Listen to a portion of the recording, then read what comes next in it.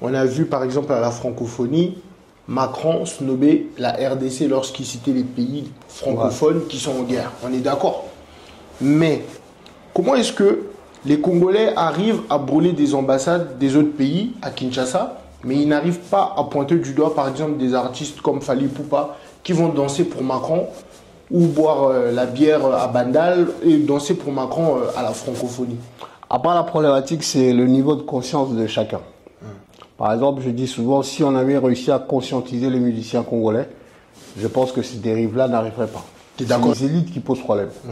C'est comme ça que quand je vois le discours de Abdoulaye Meiga sur le Conseil des Nations Unies, c'est le ministre somalien, il disait on a un problème avec les élites françaises, pas la population française. Maintenant, si le Congo est en guerre avec le Rwanda, c'est pas avec la population rwandaise. C'est avec les élites rwandaises qui agissent pour des intérêts personnels, mais qui mettent ça sous couvert d'intérêt général. C'est comme ça que je dis souvent, Lumumba, quand il nous avait dit que le Congo exige de nous de la grandeur, beaucoup de Congolais n'avaient pas compris l'importance de ce message-là. Parce que nous, les Noirs, excuse-moi, on est un peu divisés dans tous les niveaux. Par exemple, dans nos pays, on est divisé par rapport aux ethnies. Quand tu arrives en Afrique, on est divisé par rapport à nos langues. Et lorsque tu es à l'extérieur, ici par exemple en Europe, on est divisé par rapport à nos religions. C'est ça. Donc ça veut dire qu'un Noir qui est musulman se sent plus proche d'un Arabe et un Noir qui est chrétien se sent plus proche d'un Blanc. Voilà qui relance l'opération turquoise. Le président ne s'est dit pas, j'ai dit j'aurais aimé être à la place du président. Parce que c'était l'occasion de recadrer Macron et de lui faire comprendre que non. La France est responsable de ce que le Congo est en train de vivre parce qu'ils avaient forcé Mobutu à pouvoir laisser les frontières ouvertes. Là maintenant on arrive. Il faut qu'on essaye d'arriver aussi à dire à certains de nos frères que nos présidents, ils réagissent par rapport à leurs intérêts. Ils ne réagissent pas par rapport aux intérêts des peuples. Nous les peuples, on ne doit pas rentrer dans la manipulation de nos dirigeants. On sont assez mitigés, mais nous on est fiers d'être zéro parce que avec la situation qu'on vit actuellement avec le Rwanda, pour nous les héros, on se rappelle du général Maé, paix à son âme, qui avait marché sur Kigali. Ça c'était en 90. Donc c'est des faits historiques, c'est là où je dis, aujourd'hui quand je vois les Congolais en difficulté face au Rwanda, c'est là où je me dis on a beaucoup de lacunes parce que si on avait la maîtrise de notre histoire et de la géopolitique et la géostratégie de la zone de notre pays, on n'aurait pas ce problème avec les voisins qui essaient de récupérer des terres et des minéraux au Congo. Mais maintenant, on a des Congolais, des Africains qui sont capables d'apporter des solutions pour les Africains. Le cas d'Ibrahim Traoré, aujourd'hui, j'ai beaucoup de Congolais qui disent « Ouais, il nous faut un Ibrahim Traoré ». Non, il n'y a pas ça. C'est à vous de créer l'Ibrahim Traoré. C'est à nous de créer. C'est là où Laurent Désiré Kabila n'a jamais su construire son armée. Moussa Veni l'a dit. Alors qu'il y a eu une pause, il a quand même voulu aller prendre le pouvoir et que les Rwandais se battent pour lui. Et dès qu'il arrive, il met en Rwandais chef d'état-major. On a même des généraux 4 étoiles comme le général Amissi. Tango Fort. Amissi. Aujourd'hui, on a par exemple Jean-Pierre Mbemba qui a été soutenu par l'Ouganda, qui est dans le gouvernement. Il est aussi dans le rapport mapping. Moi, je suis désolé, mais dans plein de pays en Afrique, je n'ai jamais vu des rebelles dans le gouvernement ou dans l'armée. Comment est-ce que ça se fait que la RDC arrive à faire ça? Après la RDC, suite au départ du maréchal Mobutu, il y a eu un affaiblissement de l'armée. Pourquoi? Moi, je le dis, peut-être que tu vas me contredire, mais je pense que Kagame veut annexer l'Est de la RDC comme Poutine a fait avec la Crimée.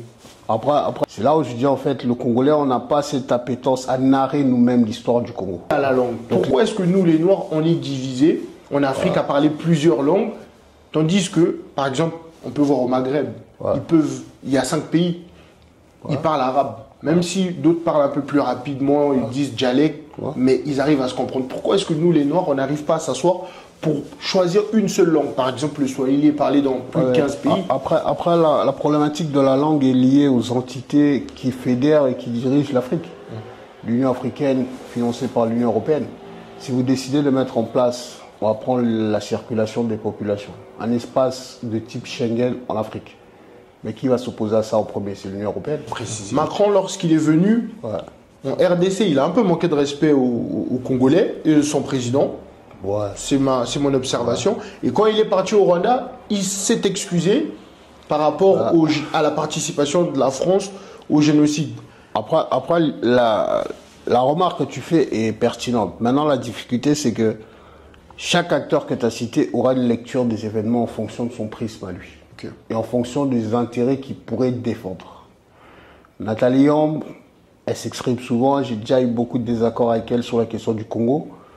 Mais je pense que la question du Congo nécessite quand même d'avoir une vue d'angle intérieur.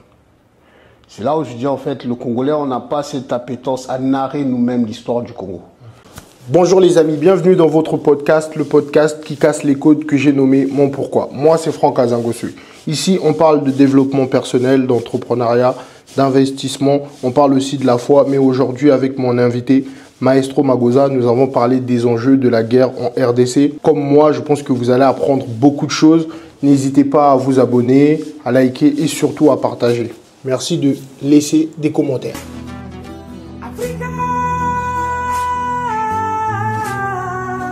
Salut frère. Salut. Mbote. Mbote Nao. Comment tu vas? Ça va très bien et toi? Si tu vas bien, je vais aussi bien. Forcément, c'est le plus important. Est-ce que tu peux te présenter, s'il te plaît, pour les personnes qui vont te découvrir dans le podcast, même si on te connaît. Bon, après, tout le monde ne me connaît pas. Bah, je m'appelle Magoza Nzungu.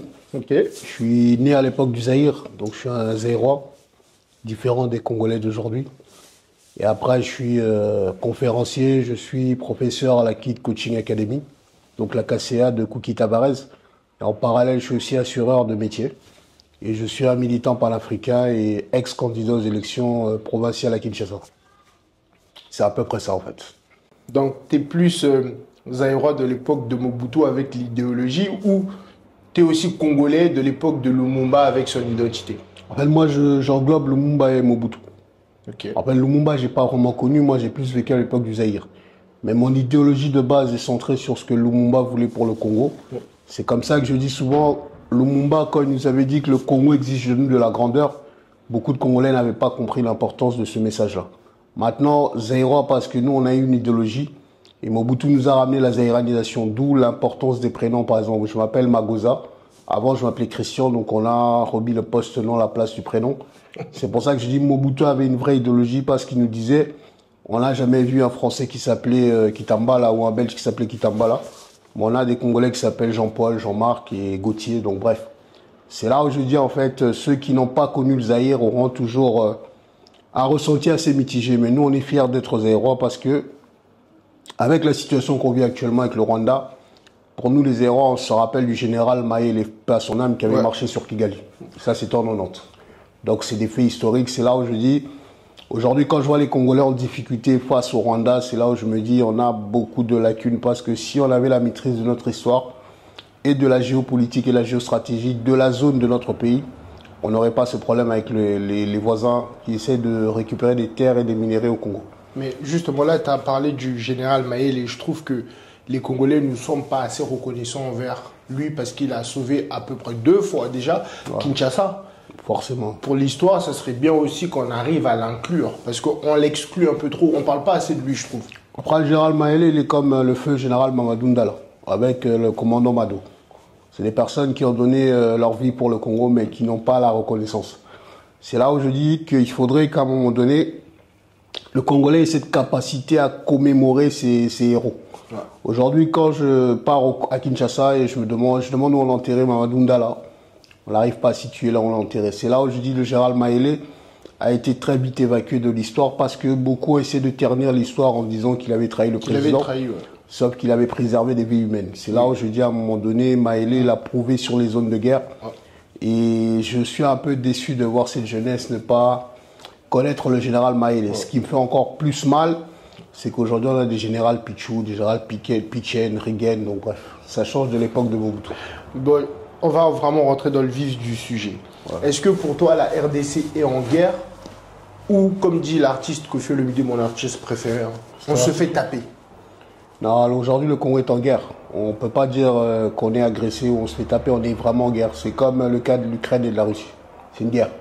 Maintenant, on ne doit pas avoir cette facilité à se dire que la guerre, c'est quand ça touche les Blancs. Parce qu'au niveau de la narration médiatique, on nous parle de la guerre de l'Ukraine et la Russie. Mais au Congo, on oublie de dire c'est une guerre, on va dire c'est une agression. Okay. Sauf que l'importance des mots compte. Hein. Quand on dit agression et guerre, c'est pas pareil.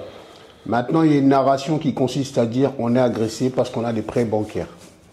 Donc si ton pays est en guerre, forcément, tu n'as plus de prêts bancaires. Mais c'est comme ça que je dis, il joue un peu sur la narration.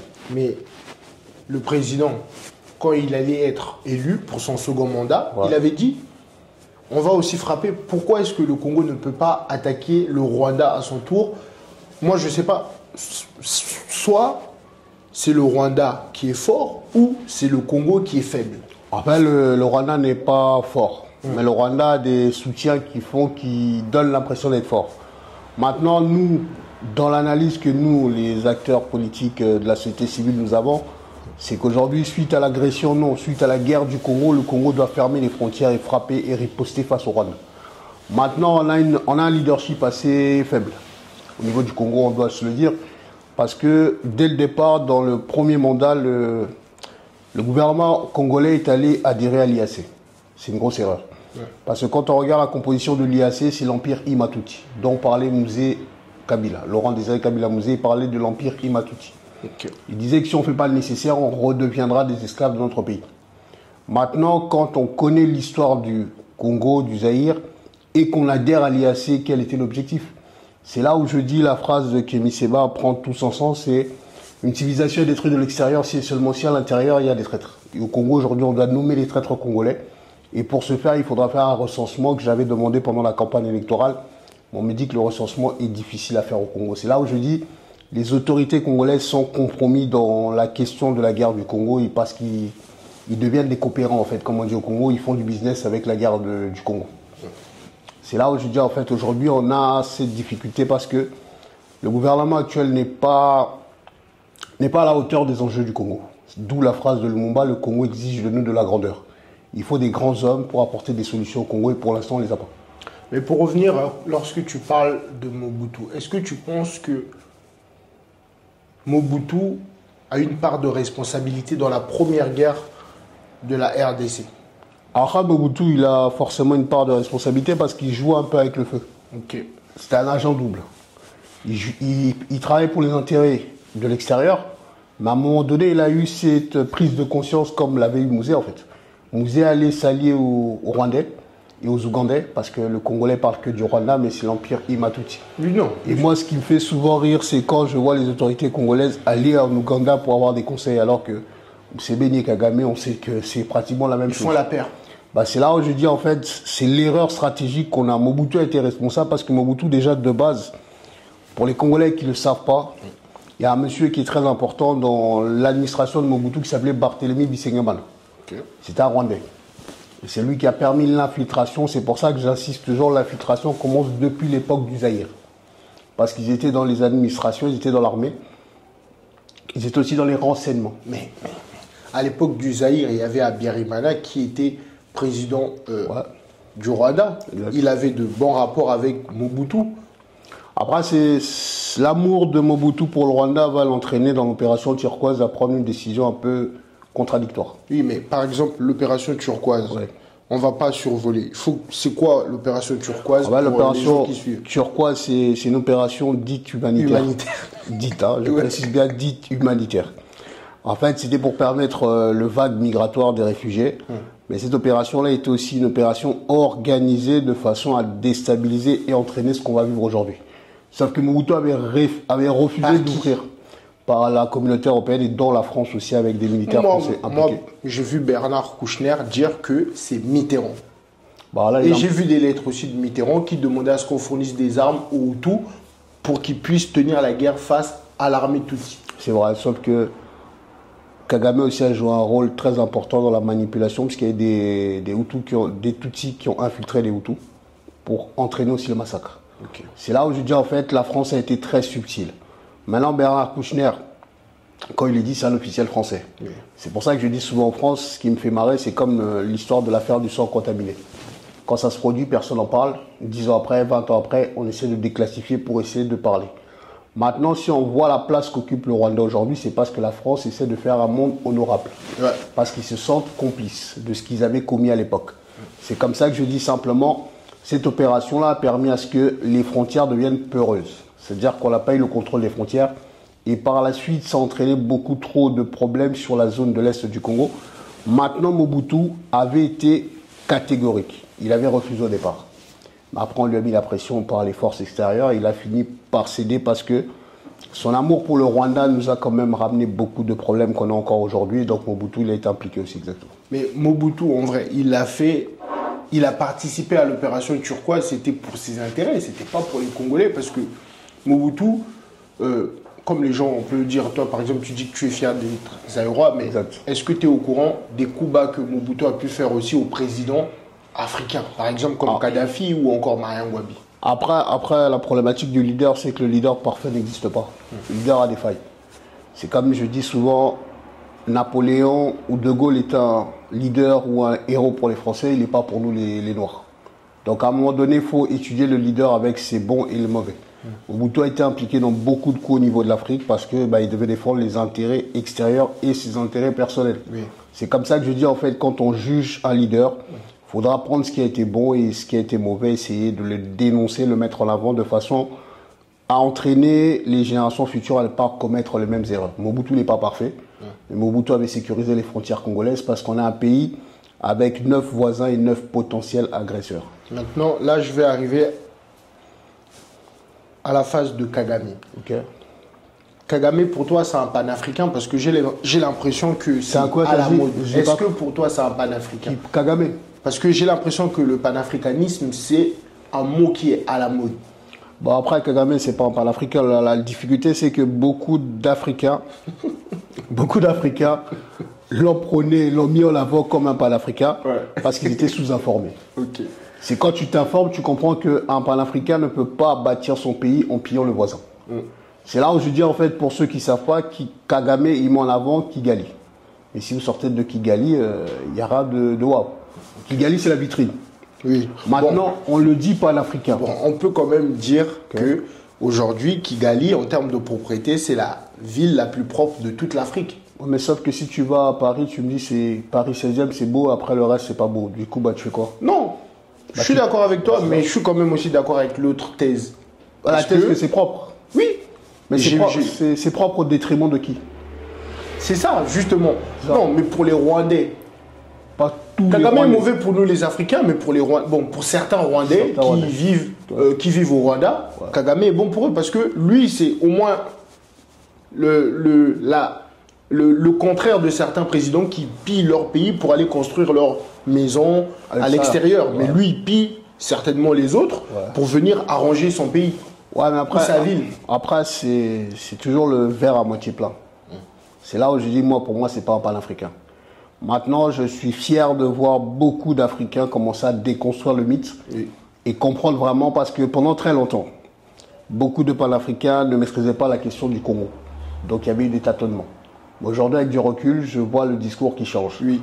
Maintenant, quand aussi les élites européennes te mettent un panafricain en avant, c'est forcément il est fake. Ouais. C'est comme ça que je dis, en fait, en général, quand un noir est validé par la communauté dite internationale, forcément, il a trahi sa cause. Ouais, c'est un traître. C'est sûr. C'est ça. De toutes les façons, Kagame, lui, il s'est réfugié en Ouganda. Ouais. C'est une création. Museveni, c'est un peu son parrain, il l'envoie aux États-Unis, il étudie. Et quand Bush arrive au pouvoir, il en a marre de Mobutu, il se dit, ok, il nous faut un nouveau pion. Parce que quand tu écoutes ce que Kagame dit, Kagame, il prend l'opération turquoise comme une excuse pour pouvoir pénétrer l'Est de la RDC. Exactement, parce qu'il dit qu'il doit combattre et faire en sorte d'anéantir ceux qui peuvent venir déstabiliser son pouvoir. Mais ça, c'est une excuse, c'est un prétexte.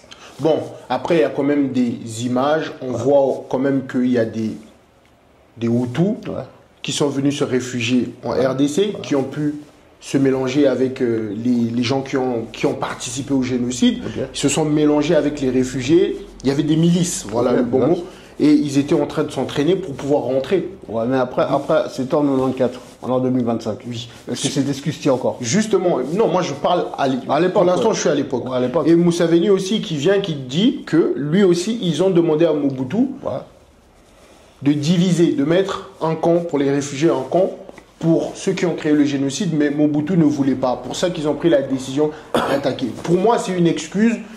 Ils ont juste voulu venir parce qu'ils savaient que dans l'est de la RDC, il y avait des minerais. Et comment est-ce que tu peux m'expliquer que Kagame, dans sa vision, moi je le dis, hein, peut-être que tu vas me contredire, mais je pense que Kagame veut annexer l'est de la RDC comme Poutine a fait avec la Crimée.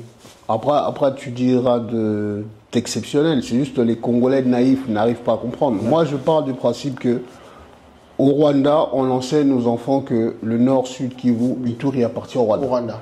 Bon, c'est le même cas qu'on a avec la France et l'Allemagne, l'Alsace-Lorraine. Oui. Maintenant, si le Congolais ne comprend pas qu'il faudra défendre corps et âme son intégrité territoriale, bon, on risque d'avoir l'annexion. Par contre, un monsieur comme Patrick Beko, dans son livre Malheur aux vainqueurs, aux vaincus, il explique ça, je crois, à la page 91. Il dit en gros ce qu'on est en train de vivre aujourd'hui au Congo, la chute de Goma, Bukavu, on est en train d'atteindre l'objectif qui est du Rwanda, qui n'est pas forcément d'aller à Kinshasa, mais de conquérir ces zones-là et de créer un Tutsi-land, de façon à créer un gouvernement parallèle. Sauf que pour les Congolais naïfs, est-ce qu'il y a eu des nominations dans ces zones occupées ou pas? Oui, il y a eu des nominations. Qui gère maintenant les richesses de ces zones-là? C'est plus le gouvernement central. Est-ce qu'ils ont atteint l'objectif ou pas? Les Congolais disent on va récupérer les villes, mais quand on ne fait pas grand-chose, parce que nous, la société civile, on a dénoncé Bunagana, c'était en 2022. Bunagana, c'est la deuxième douane du Congo. Et ces recettes-là vont, ça va au Rwanda. C'est là où je dis à un moment donné, l'objectif, c'est expansionniste. Conquérir des terres qui sont des terres avec des minéraux stratégiques. Maintenant, la problématique, c'est que le Congolais veut brader ses mines aux États-Unis. Mais les Américains peuvent l'obtenir par Kagame de façon illégale. Pourquoi ils vont aller dans un processus légal? Mais ils peuvent, pour répondre à ta question, je ne sais pas si c'est une question. Ouais, c'est une question.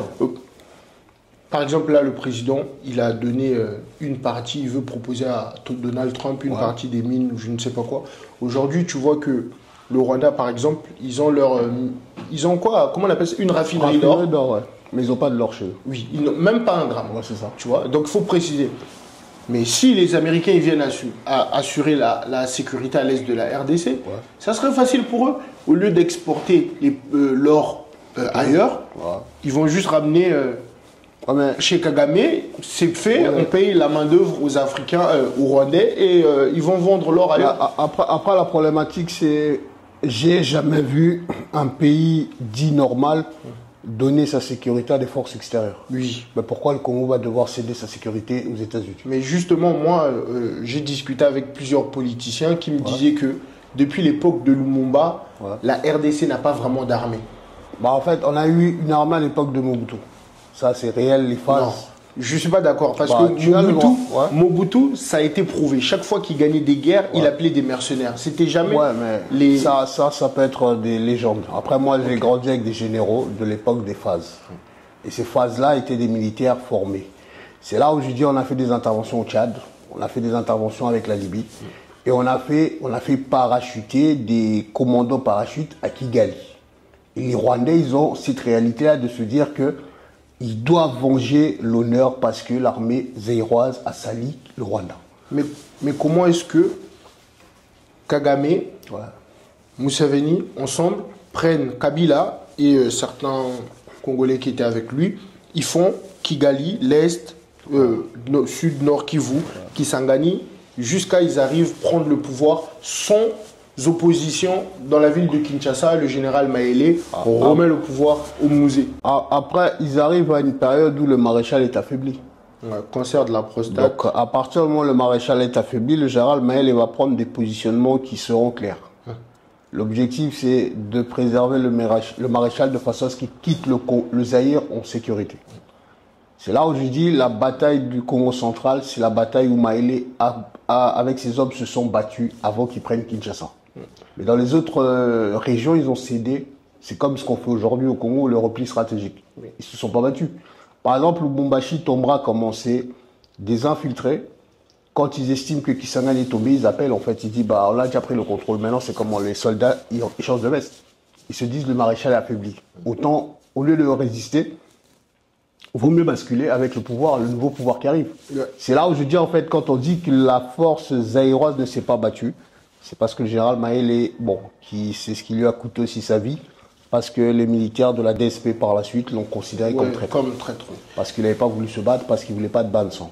C'est là où je dis, ils arrivent à un moment à faire basculer le régime du maréchal parce que le maréchal est affaibli. Oui, mais par exemple, moi j'ai vu une vidéo où Moussavéni, il disait que il pensait que Laurent Désiré Kabila, c'était un brave.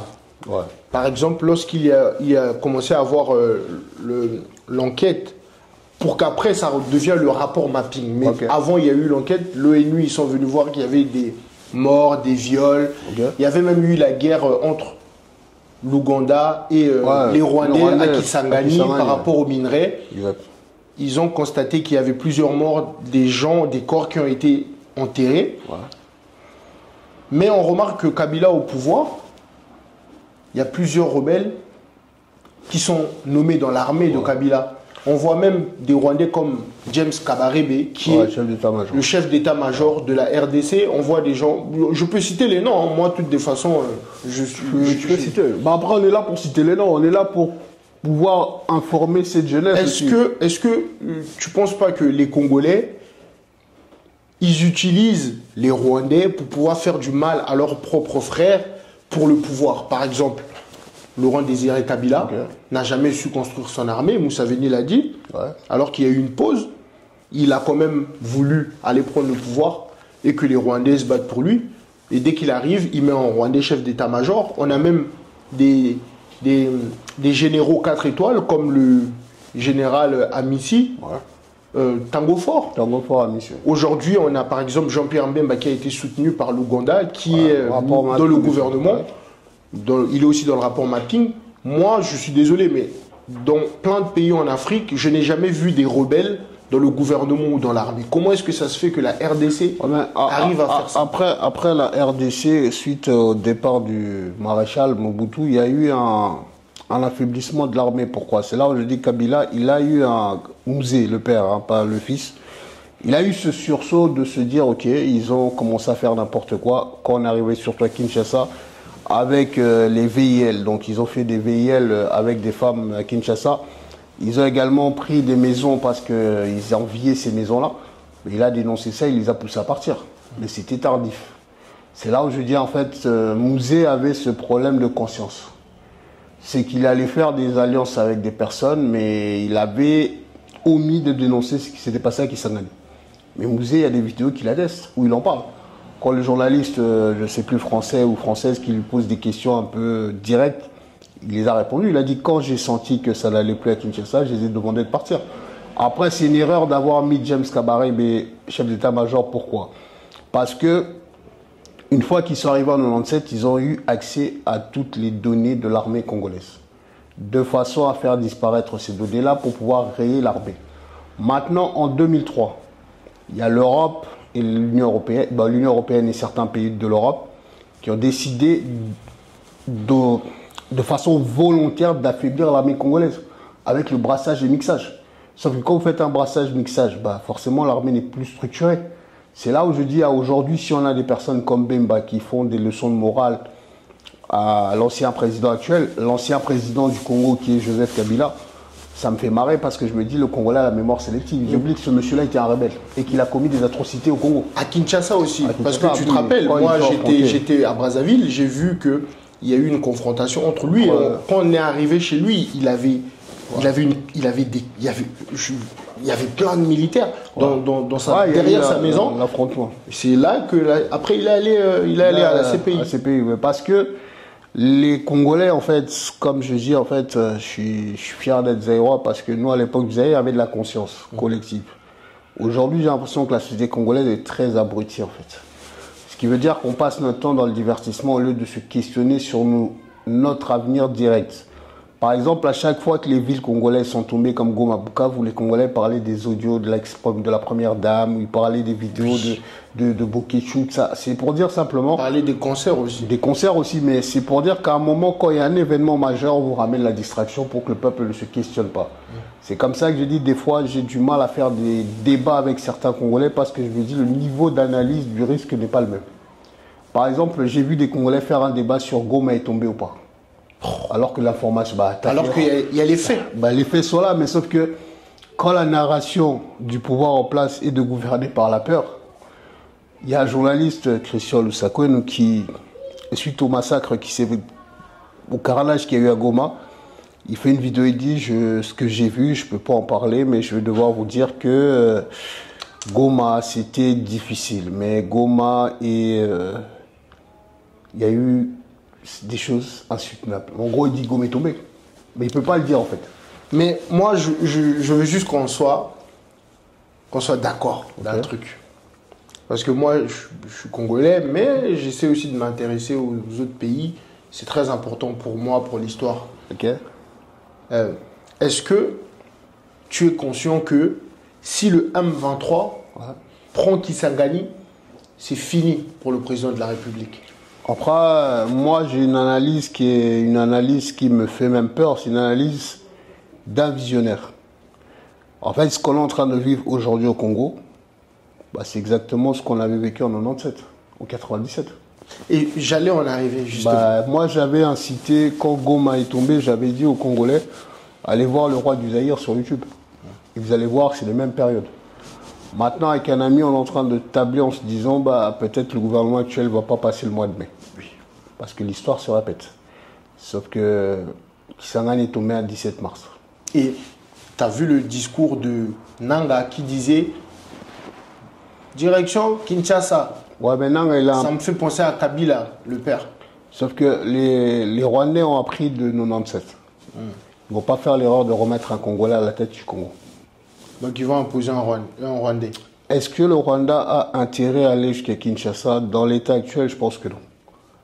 C'est pour ça que je disais, en fait, les Congolais, ils ont oublié que les voisins ont un objectif qui est les terres. Est-ce que s'ils prennent le nord, Sud Kivu, Ituri, ils n'ont pas atteint leur objectif? Si. Et ce qu'on voyait souvent, Soudan du Nord, Soudan du Sud, ça n'existait pas. Nous, on a grandi avec le Soudan. Oui. Aujourd'hui, Soudan du Nord, Soudan du Sud. Et j'avais un monsieur qui faisait une vidéo qui disait, il y a un monsieur qui était venu faire un transfert d'argent, il envoyait ça dans les pays de l'Est. Il avait marqué Yougoslavie. Et la femme lui a dit, mais ce pays-là n'existe plus. Mais ce gars-là, il avait jamais envoyé de l'argent avant. Donc pour lui, il a intériorisé que la Yougoslavie existait toujours. C'est comme ça que je dis, en fait, les autres pensent sur 100 ans et nous, les Africains, on pense sur du dardard. Genre, on pense à 2 ans, 3 ans, on pense aux élections présidentielles. Pendant que les gens s'assient dans des bureaux climatisés à la Défense ou à Paris, bah, ils se disent, bah, le Mali, là, on va le couper en 4. Le Congo, là, ça fait longtemps, ils n'arrivent pas. Moi, ce qui me fait mal, c'est que j'ai assisté à une réunion, il y avait des messieurs en costume cravate, des Mindele, hein, des blancs qui disaient les Congolais ne méritent pas ce pays-là. Et dans la salle, ils ne savaient pas que j'étais Congolais. Ça fait mal d'entendre ça. Ouais. Ça prouve que Lumumba, X temps après sa phrase, je parlais de ça avec un frère la dernière fois, je lui disais, bah, quand Lumumba disait le Congo exige de la grandeur, on n'avait pas eu la portée de ce message-là en fait. C'est comme ça qu'il y a un monsieur qui disait on ne peut pas passer de livreur à président.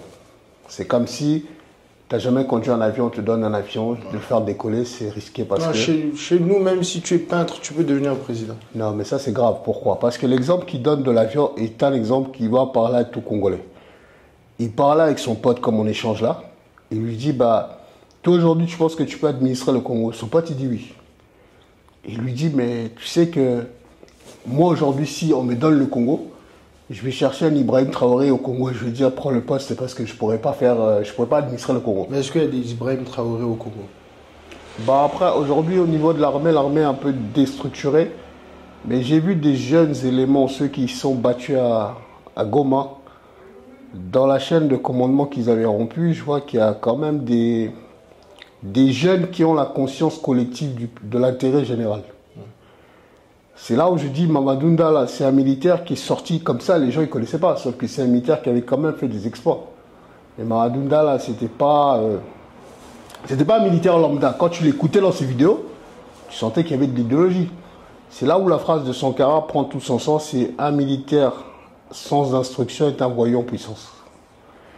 Au Congo, on a des militaires qui ont des armes, mais qui ne savent pas que leurs armes qu'ils possèdent est un danger pour les populations civiles. C'est là où je dis, en fait, le monsieur dans l'interaction, il disait, le Congo, c'est comme on te donne un avion, tu n'as jamais piloté. Mais quand tu décolles avec, tu vas faire un crash. Sauf que dans l'avion, il y a peut-être 207 personnes. Mais le Congo, c'est tous les jours des milliers de Congolais qui meurent. Et son pote, il dit, ouais, mais le président actuel, son père était en politique. Il a dit, mais son père, c'est pas lui. C'est comme ça que quand on m'avait posé la question si j'ambitionne de devenir président du Congo, j'ai dit, c'est trop géostratégique. Et dans l'interaction, le monsieur qui me pose la question, lui, je pense qu'il se dit, mais il peut le faire. Et moi, je me connais. Et je connais le risque de mon pays. Okay. Et donc, je ne vais pas le prendre à la légère, dire, bah, je pourrais le faire. Maintenant, si on a des Congolais conscients, qui forment une équipe, qui veulent défendre les intérêts, c'est possible. Aujourd'hui, au Congo, on a ce côté où c'est les amis et la famille d'abord. Sauf qu'on ne développe pas un pays avec des amis et la famille. Il faut des personnes compétentes. Par exemple, je prends le cas parce qu'il y a eu une nomination de la fille du président qui a été faite, la secrétaire particulière actuellement. J'ai entendu ça hier. Mais il y a un garçon qui me dit, bah, c'est comme le fils de Donald. Je dis, le fils de Donald, il a un parcours. Bien sûr. Mais sa fille, il a des compétences. Bah, sa fille, elle a 21 ans. À 21 ans, elle a fait quoi? On n'arrive pas à déterminer. Mais un gars me dit, bah, le président est dans une phase difficile, il a besoin de resserrer les liens. Mais on resserre le lien avec les meilleurs. Les Congolais surtout. Et aussi. Quand je lui disais ça... Pas seulement prendre sa famille. Mais je lui ai dit, en fait, Mobutu, avant sa chute, il avait resserré avec les enfants. Est-ce que l'histoire se répète? Je l'ai renvoyé au roi du Zaïre. Il m'a dit, ah, viens, filme-toi ce talent, tu viens ici là. Bah, t'as rigolé. C'est-à-dire que le Congolais, en fonction des événements, commence à se dire, on a déjà vu ce scénario-là, et on ne veut pas que ça se reproduise comme en 97. Parce que si ça se reproduit comme en 97, on aura reculé encore de 20 à 25 ans. Mais je voulais te demander, parce qu'on en a parlé, mais on n'a pas vraiment précisé. J'ai vu Nathalie Homme, il y a quelques années, elle avait fait une intervention où elle a un peu blanchi Kagame, où elle essayait d'accuser la France. Comme quoi la France a soutenu les Hutus pour attaquer les Tutsis. Je t'en ai parlé, mais je n'ai pas vraiment eu la réponse que je voulais. Et j'ai vu Patrick Mbeko répondre à Nathalie Homme en disant que la France n'a pas vraiment soutenu le président Abiyarimana. Parce que sinon, déjà, Abiyarimana, c'était un président pendant son mandat ou pendant son pouvoir. Il travaillait bien avec les Tutsis. Et j'ai vu aussi Charles Onana, un écrivain que j'aime beaucoup aussi, qui disait qu'il essaie de dédouaner la France, alors que Bernard Kouchner avait accusé Mitterrand. Et on a vu aussi Macron, lorsqu'il est venu en RDC, il a un peu manqué de respect aux Congolais et son président. C'est mon observation. Et quand il est parti au Rwanda, il s'est excusé par rapport à la participation de la France au génocide.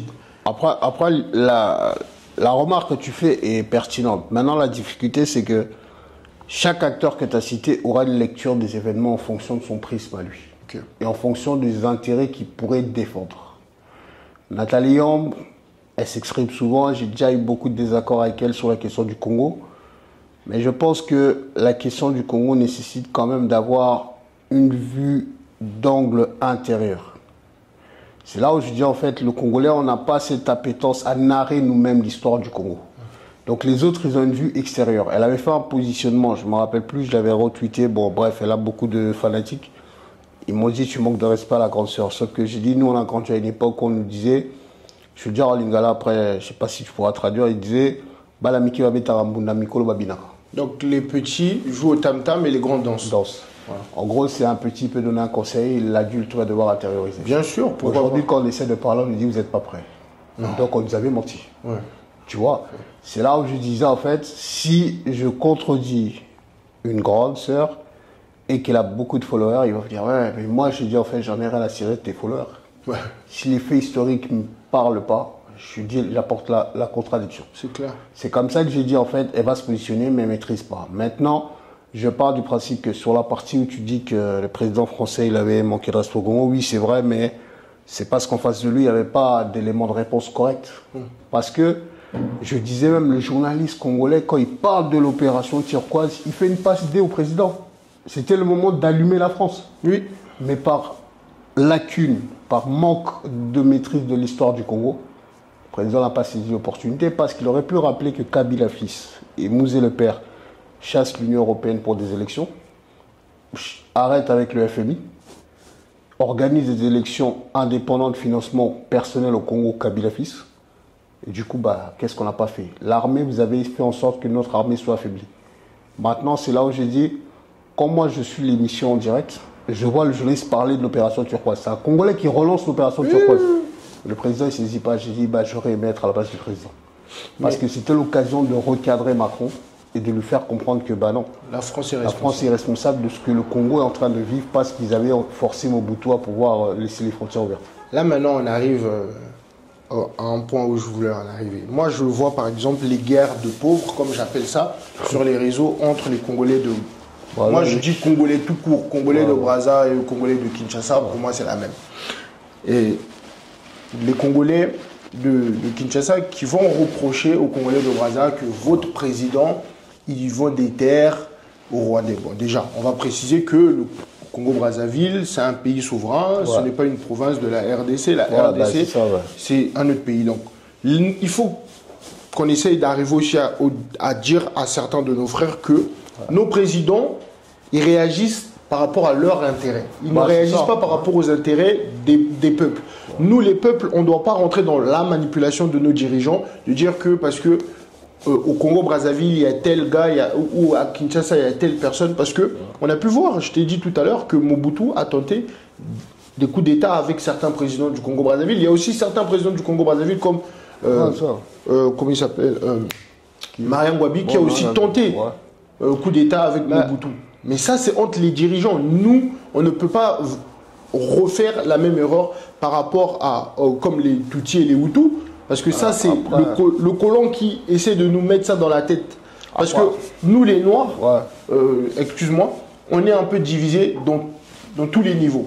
Par exemple, dans nos pays, on est divisé par rapport aux ethnies. Quand tu arrives en Afrique, on est divisé par rapport à nos langues. Et lorsque tu es à l'extérieur, ici par exemple en Europe, on est divisé par rapport à nos religions. C'est ça. Donc ça veut dire qu'un noir qui est musulman se sent plus proche d'un arabe et un noir qui est chrétien se sent plus proche d'un blanc. Après tout ça, c'est des divisions qui émanent de l'histoire. C'est là où je parle souvent de Willie Lynch, diviser pour mieux régner. C'est là où je dis à un moment donné, en fait, nos différences doivent être nos forces. Maintenant, quand je vois les populations se déchirer entre eux, c'est parce que je me dis, en fait, on a une problématique, c'est qu'on n'arrive pas à cibler l'élite. C'est les élites qui posent problème. C'est comme ça que quand je vois le discours de Abdoulaye Mega sur le Conseil des Nations Unies, c'est le ministre somalien, il disait, on a un problème avec les élites françaises, pas la population française. Maintenant, si le Congo est en guerre avec le Rwanda, ce n'est pas avec la population rwandaise. C'est avec les élites rwandaises qui agissent pour des intérêts personnels, mais qui mettent ça sous couvert d'intérêt général.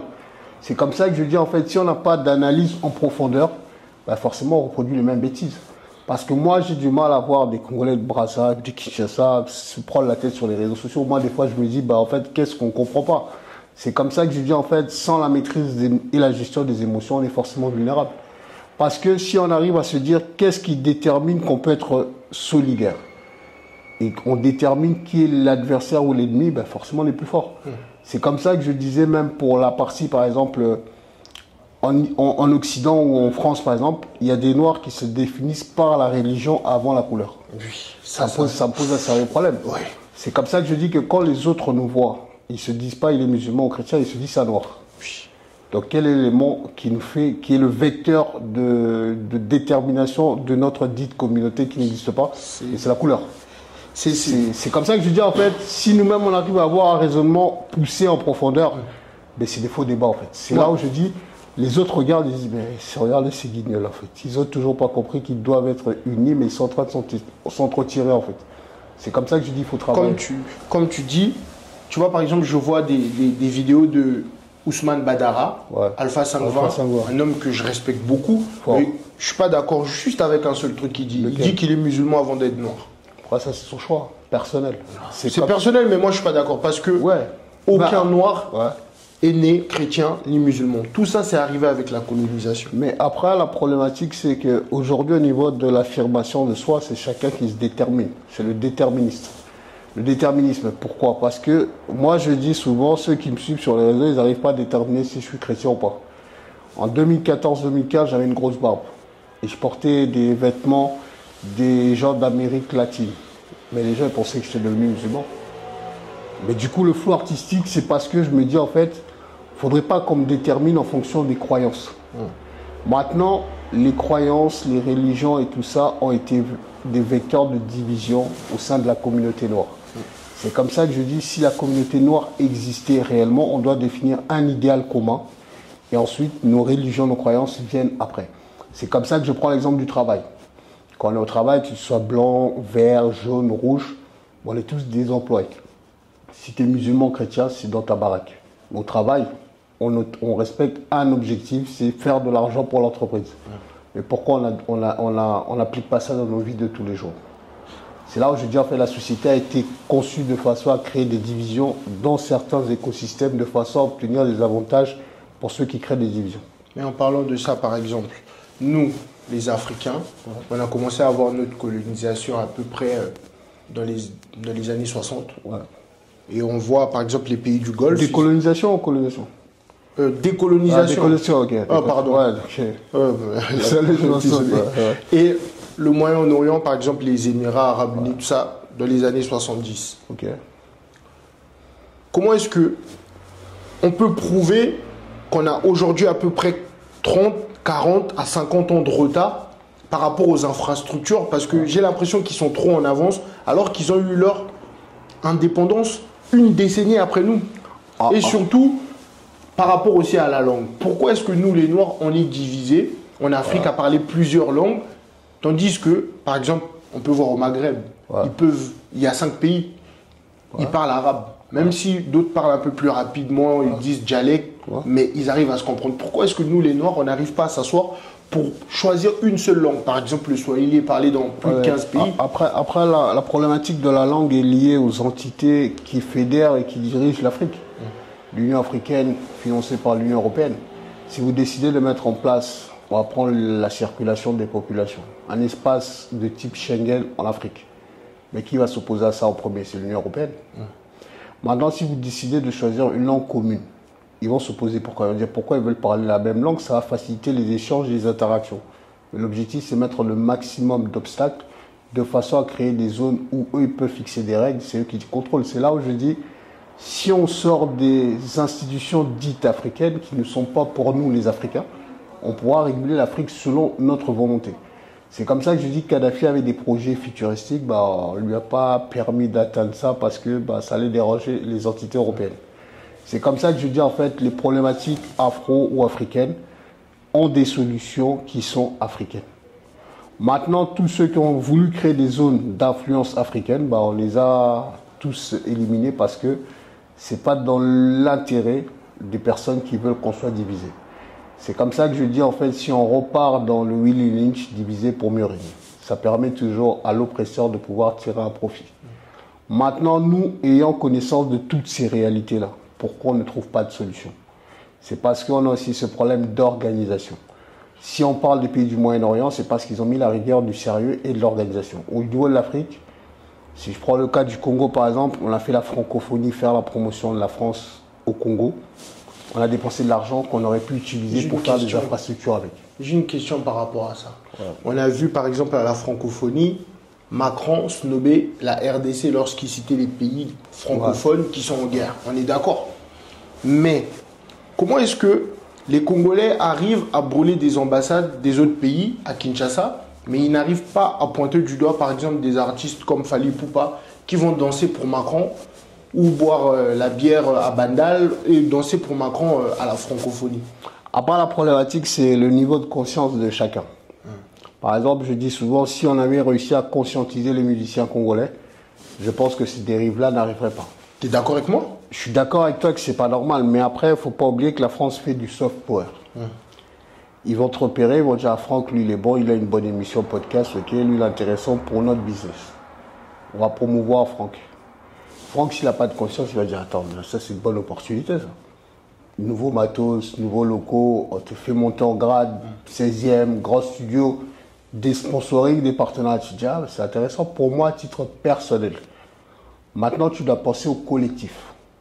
Le collectif, c'est là où ça pose problème de conscience. Justement, tu vois là, par exemple, quand il y a certaines personnes qui ont pu attaquer Fally pour dire que comment est-ce que lui il peut aller danser pour Macron? Il y a des Congolais qui disent lui il est apolitique et en plus lui il fait ça pour ses intérêts. Mais dans ce cas, il ne faut pas aller demander aux étrangers, aux Maliens, aux Guinéens de venir nous défendre si nous-mêmes nos artistes ne font rien. En fait, la problématique elle est là. C'est pour ça que je dis par exemple, moi j'ai dénoncé la venue de Fally avec le président français à Kinshasa.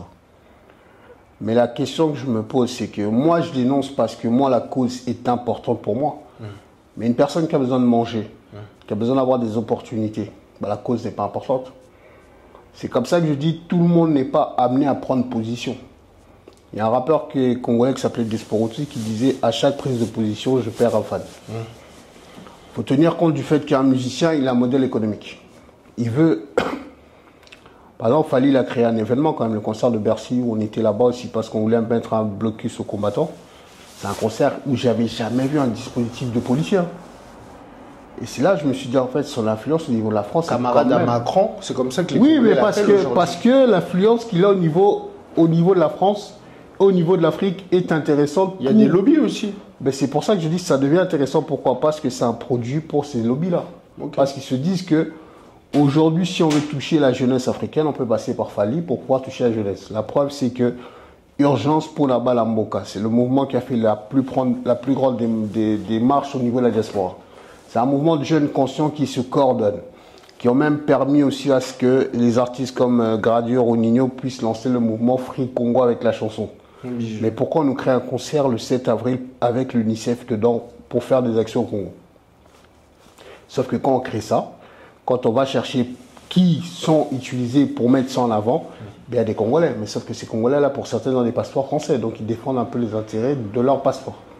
Maintenant, ça crée un débat entre des Congolais qui ont la conscience de dire le Congo n'est pas un business. Du coup, ça divise. Donc, mais qui a réussi à diviser? C'est toujours les mêmes personnes qui réussissent à vous diviser pour votre pays. C'est là où je dis, si tout le monde est conscient, ça devient dangereux pour les oppresseurs. Maintenant, tant qu'ils savent qu'il y a encore des haines de champs et des haines de maison, ça devient difficile.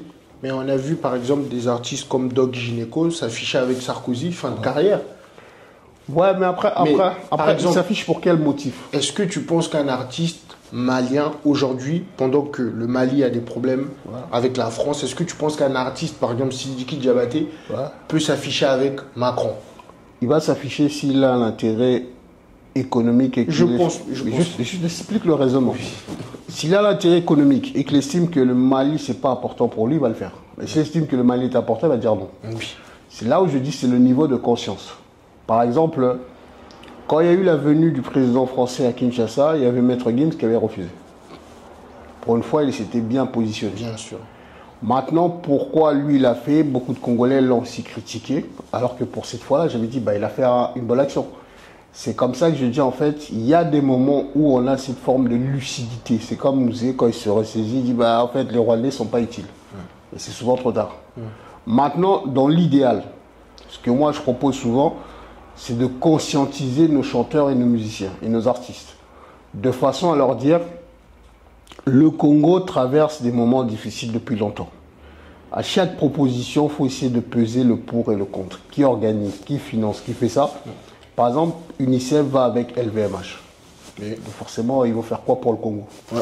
Sauf que UNICEF, c'est Nations Unies. Nations Unies, MONUSCO, 35, 40 ans au Congo, ils ont fait quoi pour les Congolais? Rien du tout. Mais maintenant, pourquoi UNICEF va faire des actions pour le Congo alors qu'ils n'ont pas accès aux zones occupées?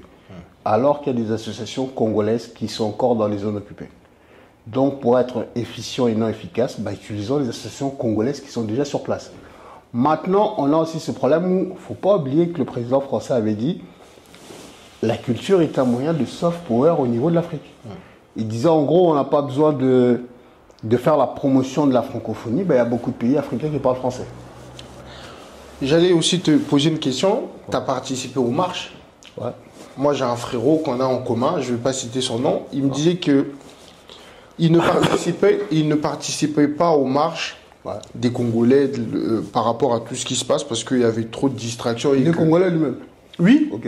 Il voulait pas participer avant et que le jour où il est arrivé, il a participé. Au début, il aimait bien, mais au final, il voyait certains frères qui commençaient à prendre des numéros, à essayer de créer des dates après. Ouais. Est-ce qu'on va en after après la marche? Et après, il disait que ça l'a un peu déçu. Est-ce que tu sens pas un peu d'inconscience en nous, les Congolais? Après, faut pas oublier qu'il y a l'arbitrage, loisir et travail. C'est ça la difficulté. Mais moi, ce qui me rassure dans les marches auxquelles j'ai assisté les dernières, c'est qu'il y a des jeunes qui sont conscients. Par exemple, j'ai eu un échange dans un live Instagram que je filmais lors de la marche. Un jeune de Urgence pour Balambo qui s'appelle Hussein, qui était en confrontation avec un autre gars, un autre Congolais qui disait Kabila, le fils revient au pouvoir. Et le jeune l'a répondu sans avoir d'agressivité, mais dans sa façon de répondre, il y avait de l'émotion. Tu sentais que ce jeune-là, il a de la conscience et l'autre, il est inconscient. Mais c'est un affrontement entre deux Congolais qui sont peut-être de la même génie, mais tu sens que l'autre, en fonction des éléments de réponse, c'est pas le même niveau de conscience. Pas forcément celui qui dit Kabila revient, lui, s'il vient à la marche, il va essayer de prendre un numéro. Parce que pour lui, la marche, c'est un événement festif. Okay. Mais il y en a dans ces jeunes-là qui ont la conscience du pays, qui se disent que non, le pays va mal. Et c'est ces jeunes-là qui font en sorte qu'ils ont réussi à bouger la diaspora. Moi, j'étais au Congo, hein, quand j'ai vu les premières marches de l'année passée. Je me suis dit, ah, ils ont fait quand même bouger Paris comme ça, sous la pluie. Ils étaient avec des stars aussi, il y avait Gradure, je crois, qui était encore là. Et je me dis, c'est quelque chose. Sauf que nous, à notre époque, on a merdé parce qu'il n'y avait pas de structure. Bon, les anciens, ils ont reproduit ce que tu as dit. Hein. C'était des mouvements où on défend le Congo, mais si tu peux choper une go, tu chopes la go. Mais sauf que si des mecs comme ceux que tu décris là se produisent, ça arrive. Moi, quand j'étais à la marche, il y a un monsieur, il a commencé à vouloir mettre de la musique pour danser. J'ai dit, en fait, tu catégorises encore le Congolais à la danse. C'est comme ça que je dis, dans ces mouvements de marche, on ne peut pas tout gérer. Mais le noyau dur de la marche, c'est des jeunes qui sont très, très conscients.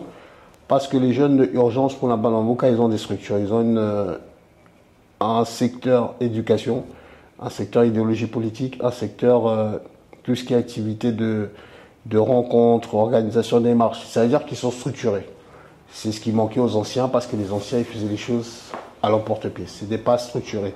Maintenant qu'un Congolais aille à la marche pour faire des dettes, c'est comme quand on allait à l'université, il y avait ceux qui venaient étudier, ceux qui venaient pour l'amusement. Donc on ne peut pas gérer tout le monde.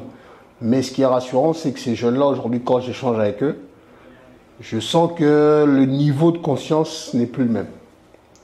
Parce que quand je vois des jeunes exiger à Werason de leur donner 10 minutes de parole ou sinon il n'y a pas de concert, et que tu sens que les Werason, ils sont en panique, tu te poses des questions. Oui, ils sont en panique.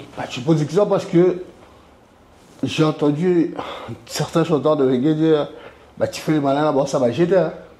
Oui, mais moi je pense qu'il ne faut pas boycotter les concerts. Il faut profiter des concerts pour parler aux Congolais. Mais sauf que si, par exemple, là, ils devaient prendre la parole au concert à Arena, au Vert-Galant, tu vas en 12. Ils n'ont pas parlé. Qui? Les musiciens de Wenge, là, ils n'ont pas donné la parole aux jeunes.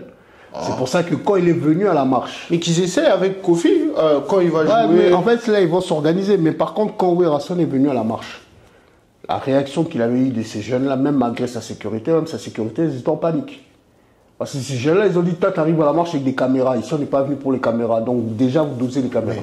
T'as suivi le concert de Rogarog au Zénith? Ouais, j'ai vu aussi. Ils ont parlé de... Ouais. Ils ont parlé. Werason aussi, il a fait un passage aussi sur... Moi, je pense que, à force que les Congolais jouent... Ouais, mais après et ça a changé. Hein. Franchement, les consciences des gens, ça a changé. Ouais, on en parle tellement aujourd'hui que Kagame, il est démasqué. Ouais, mais Kagame qui soit démasqué, c'est... En fait... Il arrive à la fin, je pense en tout cas. Kagame, c'est... en fait, c'est comme... c'est un cycle. Oui, comme Mobutu. Quand ils n'ont plus besoin de toi, il faut quoi? Ils se débarrassent. Maintenant, ils sont en train de créer un autre individu. Moi, je pense plutôt que... Il y avait un monsieur qui avait fait un coup d'État validé par la France. Et j'avais dit à un jeune frère, il va passer de militaire à civil. Aujourd'hui, il se présente aux élections en tant que civil. Il m'a dit, comment tu savais? J'ai dit, ça c'est une création. On prend le pouvoir avec un coup d'État.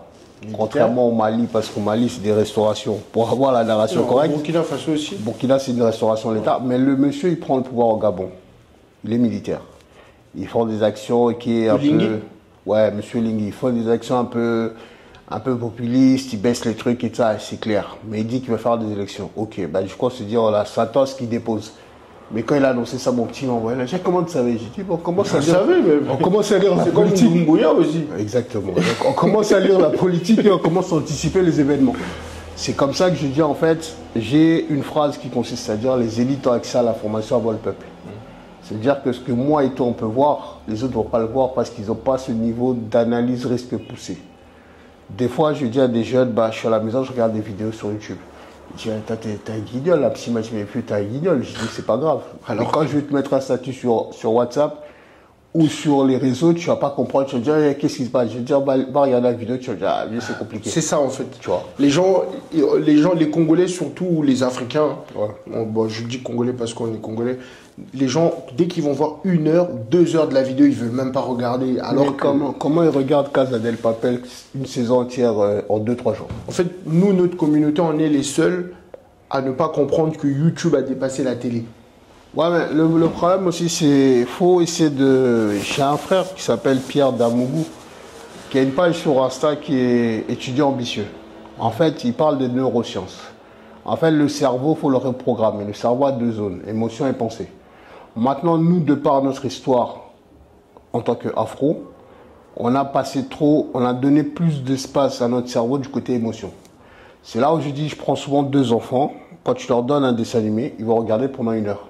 Quand tu fais des exercices sur YouTube, ah, tonton, c'est trop compliqué, je suis fatigué. Parce que le cerveau, quand tu dois réfléchir, il demande de la concentration. Mais quand tu regardes Casa del Papel, bah, c'est un plaisir. Tu es là, tu regardes, ah, les scènes sont marrantes, les émotions, tout ça, ça passe. Maintenant, si tu fais une vidéo, comme l'échange qu'on est en train de faire, il y a des personnes qui vont dire, ah, boring. Sauf que dedans, il y a des informations qui sont importantes. Oui. Mais maintenant, si toi, tu mets une vidéo en train de danser, forcément, tu as plus de vues. Oui. C'est comme ça que je dis, en fait, il faut faire l'arbitrage entre le travail et le loisir. Malheureusement. Maintenant, moi, j'ai un exercice que je fais souvent quand je regarde les réseaux sociaux de mes amis Mindele. Des fois, tu vois, le gars, il poste la faune en Argentine. Et tu vois, ton pote, il poste un gars qui danse. Et tout ça. Tu te dis, mais pourquoi on a tous 2 cerveaux? Il y a un contraste, Mais le en fait. contraste de contenu, c'est quoi, en fait? C'est malheureux. Hein. Bah, c'est malheureux. C'est parce qu'on doit rééduquer ces jeunes-là de façon à leur dire, faut essayer de réfléchir. Et comme je dis souvent aux acteurs politiques congolais de mon pays, des fois, quand j'étais assis à l'université et que j'avais mal à la tête et que j'étais en train de réfléchir à comment résoudre des exercices, bah, aujourd'hui, quand j'ai un moment difficile dans ma vie de tous les jours, je me dis ben, comment je vais me casser la tête pour trouver la solution. Mais maintenant, une personne qui n'a pas réfléchi, qui n'a pas travaillé, bah, quand il a un problème, bah, ça devient difficile. Il faut appeler les États-Unis pour t'aider à trouver des solutions. Sauf que les mecs des États-Unis ont des cerveaux comme toi, c'est juste qu'ils ont des gens qui réfléchissent à apporter des solutions. Maintenant, on a des Congolais, des Africains qui sont capables d'apporter des solutions pour les Africains. Bah, le cas d'Ibrahim Traoré, aujourd'hui, j'ai beaucoup de Congolais qui disent « Ouais, il nous faut un Ibrahim Traoré ». Non, il n'y a pas ça. C'est à vous de créer l'Ibrahim Traoré. C'est à nous de créer. Voilà. C'est là où je dis, moi, j'ai grandi en me disant que je ne verrais pas une solidarité africaine. Mais quand j'ai vu l'AES, je les ai dit, ouais, ça va pas tenir, les Mali, ils vont craquer, tout ça. J'ai dit, ils vont tenir. Ils m'ont dit, ouais, toi, tu es trop optimiste. J'ai dit, c'est une nouvelle génie. Et comme France Fanon disait, chaque génération a sa mission, l'accomplir ou la trahir. Mais je pense que celle-là est en train d'accomplir sa mission. Et c'est comme ça que je dis, en fait, ces élites actuelles qui sont en train de monter seront les cauchemars des élites européennes. Bon. On arrive à la fin, mais j'aimerais te poser une dernière question. Okay. ça va peut-être te faire rire, mais tu es catholique ou évangéliste? Et si tu devais faire un choix entre les deux? En fait, moi, je crois à un être supérieur. Mais après, j'ai grandi en tant qu'évangéliste, dans des églises évangélistes. Mais après, je pars du principe qu'aujourd'hui, les pasteurs en Afrique, surtout, sont des coachs en développement personnel. Mais la Bible, c'est le premier livre de développement personnel. Bah, c'est ça qu'ils sont coachs. Ouais, mais sauf que si tu dis ça à un chrétien croyant, il va t'insulter parce qu'il va dire que tu fais un blasphème. C'est comme ça que je dis, en fait, une population qui va à l'église sans avoir le discernement est une personne inconsciente. Parce que si tu lis la Bible sans comprendre la Bible, ça devient difficile, tu vois. Moi, je donne un exemple d'un pasteur où j'étais allé à l'église, bon, je ne vais pas citer, c'est une église assez connue en Ile-de-France. Il y avait un monsieur qui venait des États-Unis, il prêchait le dimanche. Du coup, quand il avait assisté à une conférence, il avait vu un monsieur parler de vice-versa. Il a voulu le mettre dans son exemple. Il disait que Un civil peut prendre la femme d'un militaire, vice-versa. C'est quasiment impossible. Il voulait juste utiliser le vice-versa. Un civil ne peut pas prendre la femme d'un militaire parce qu'il est militaire. Mais lui, il a voulu juste mettre le vice-versa. Et quand je dis au gars, mais sa phrase, elle a pas de sens, ce qu'il dit n'a pas de sens. Il y a un gars qui me dit, on ne contredit pas le pasteur. Je dis, mais si le pasteur dit on saute par la fenêtre, vous sautez par la fenêtre. Il m'a dit, c'est pas pareil. J'ai dit, mais on est dans des églises où on dit Dadi a dit. Ce que Dadi dit, c'est pas la vérité. C'est parce que vous n'avez pas le discernement. Maintenant, je dis souvent, dans la même Bible, on dit mon peuple meurt par manque de connaissances. C'est là où je dis, vous allez à l'église sans comprendre la Bible et vos pasteurs deviennent des compérants. Et même dans la Bible, bon, il y a des choses, je ne suis pas d'accord avec tout, parce que c'est un livre. Hein. Ouais, écrit par des humains. C'est des humains qui l'ont écrit, donc tout ce qu'ils ont écrit, je ne suis pas d'accord. Par exemple, lorsqu'ils parlent de pauvres ou autres, mais dans la Bible aussi, on t'apprend à gérer ton argent. Il y a des conseils, il y a aussi des hommes sages, par exemple, on parle aussi de polygamie. Donc, tu as à peu près toutes les informations dans notre société. Ouais. C'est pour ça que je dis que pour moi, la Bible, c'est le premier livre de développement personnel. Mais il faut déjà le comprendre, la Bible. Et beaucoup ne comprennent pas la Bible. Mais parce qu'on dit aussi que si tu veux cacher la vérité à un noir, mets-le dans un livre. Mais nous, les noirs, on lit que la Bible ou le Coran. Bah après, ça, c'est un slogan qui est faux. Pourquoi? Parce que... ça nous dévalorise, ouais. Mais c'est faux. Aujourd'hui, il faut comprendre qu'il y a beaucoup de noirs qui sont écrivains, il y a des noirs qui lisent, mais la problématique, c'est que dans la conception, dans le stéréotype, on indique souvent les noirs ne lisaient pas. C'est comme ça que je disais, il y avait un film que je regardais quand j'étais petit, c'est Les Blancs ne savent pas sauter. Ou danser. Sauf qu'il y avait dans ce film-là un basketteur qui était blanc qui a démontré à des noirs qu'ils pouvaient être forts au basket. C'est pour ça que je dis souvent, on a grandi avec des croyances qu'on a intériorisées en pensant que c'est réel. C'est comme je dis aux Congolais, on a grandi en me disant qu'on ne donne pas le pouvoir aux Louba au Congo. Bah, le jour où vous allez leur donner le pouvoir, ils vont faire n'importe quoi. Bon, aujourd'hui, quand on voit qu'il y a du n'importe quoi, on dit que tous les Louba sont pareils. Je dis c'est une croyance. Mais justement par rapport à ça, moi je suis d'accord avec ton terme où tu parles de Zaïrois. Ouais. À l'époque de Mobutu, il n'y avait pas de tribalisme en RDC. Bah, parce que Mobutu avait compris qu'il fallait se définir comme une nation. Maintenant, on avait un cours à l'époque de Mobutu qui s'appelait ECM, l'éducation civique et morale. Qui a été retransmis par le groupe de rap MPR. Sauf que MPR, quand il ramène ça, moi, ça m'a ramené à mes années primaires. Je me suis dit, un groupe des jeunes qui viennent soi-disant d'un quartier assez chaud, qui nous ramènent l'éducation civique et morale. Et au niveau de relations, au niveau de l'Europe, Poutine avait appelé ça aversion des valeurs. Là, on nous parle de deux fois, papa. Maintenant, au Congo, c'est la cité qui ramène le message pour conscientiser les citadins qui habitent dans la ville. C'est là où je dis, en fait, la société, le monde est en train de chômer. Ceux qui étaient censés être vus comme les personnes à ne pas donner, à qui on ne pouvait pas donner l'heure. Aujourd'hui, le groupe d'MPR, quand je l'écoute, c'est vraiment mouvement pour la révolution populaire. Okay. Il te ramène sur les thématiques anciennes. La nécessité de ne pas avoir 15 gars parce que tu ne vas pas t'appeler Sémique éternellement. La possibilité de ne pas avoir la vie d'apparence. Tu as 5 $, tu vas aller manger au Pullman alors que là-bas ça coûte 15 $. Il te donne des éléments qui te poussent à te dire, ok, par exemple, pendant la campagne, ils avaient fait une chanson qui s'appelait Epotikeba. Dans Epotikeba, ils disent, est-ce que la guerre de l'Est est juste un refrain qu'on a mis à la chanson ou c'est juste les chefs d'orchestre qui sont mal habillés? En gros, ils responsabilisent les acteurs politiques congolais. Est-ce que la guerre de l'Est, vous utilisez ça comme un business ou vous faites juste des faux changements de personnalité alors que vous êtes tous les mêmes? Je vais te dire... Merci à toi en tout cas. Merci. On arrive au terme de la vidéo. Est-ce que tu as aimé la vidéo? Non, c'était un échange assez enrichissant. Après, on a permis aussi de déconstruire les mythes et après chacun avait son avis. Bah, le but c'était vraiment d'échanger. Dans le respect.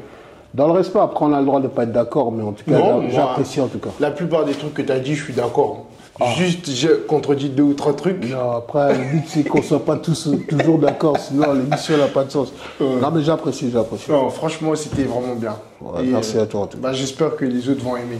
Bah, forcément. Moi, j'appelle ça un petit cours d'histoire. Bon, on a essayé du professeur Magoza. On a essayé. Tu m'as remis dans ma casquette de professeur, donc on a essayé. On a essayé de pouvoir inspirer Et ceux qui ne sont pas d'accord, mettez en commentaire, on va essayer de corriger si on va corriger des erreurs. Je vais faire plusieurs épisodes sur ce sujet, je vais essayer d'avoir les avis de plusieurs Congolais. On doit insister sur ça. Ouais, après, il faut croiser les avis, après on n'a pas tous le même regard. Moi j'ai un regard aussi de valeur à l'époque du Zaïre, parce qu'on avait on avait la hiérarchie, on avait le sens de la reconnaissance. Et surtout que Mobutu a pu mettre la RDC au centre. Voilà. Comme disait l'Afrique. François Non, l'Afrique à la forme d'un revolver dont la gâchette se trouve au Zaïre. Aujourd'hui devenu... Il avait dit le Congo ou le Zaïre? Zaïre. Ah bon? Zaïre. Congo à l'époque n'existait pas, et je pense que aujourd'hui on est la République à démocratiser du Congo. Donc on a encore du travail. Ça va redevenir démocratique grâce à la jeunesse. Peut-être que ça ne sera pas nous, peut-être que ça sera nos petits-fils. Moi, je vais te poser une question. La France, c'est un pays démocratique ou pas? Non, c'est une dictature. Pourquoi c'est pas démocratique? Mais tous les trucs que Macron fait, les gilets jaunes ou encore à l'Assemblée, quand il dissout, c'est de la dictature. Donc Macron... c'est fait dans les règles de l'art, donc c'est démocratique. Vu que c'est aussi des blancs, c'est démocratique. Non, c'est fait dans les règles de l'art. Moi, je rajoute aussi. 49.3. Je rajoute aussi, parce que si Macron était noir, ils allaient dire que c'est un dictateur. Mais comme c'est un blanc... Le prisme de référence, forcément. Ok, ciao. Africa.